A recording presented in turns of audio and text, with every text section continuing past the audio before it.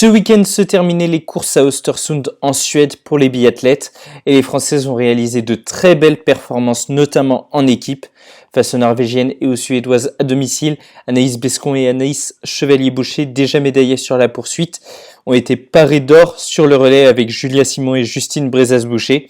Une première victoire depuis janvier 2019. Les Français, eux, ont pris la deuxième place juste derrière la Norvège, grande favorite. Puis sur la poursuite, Émilien Jacquelin, spécialiste de l'épreuve, est monté sur la troisième marche. Jeudi, le même biathlète et Quentin Fillon-Maillet prenaient les deuxième et troisième places sur le sprint. Après un bon début de saison par une quatrième place, le fondeur Richard Jouve a été récompensé de ses efforts sur le sprint de Lillehammer vendredi. Avec une troisième place, il monte pour la première fois sur le podium cette saison. C'est son 10e podium en carrière. Il y a une semaine s'ouvrait la Coupe du Monde de Big Air, discipline de snowboard, et elle commençait bien pour Tess Ledeux avec une médaille d'or récoltée. Ce week-end, la Française a pris l'argent aux États-Unis. Antoine Adelis, lui, est reparti avec le bronze.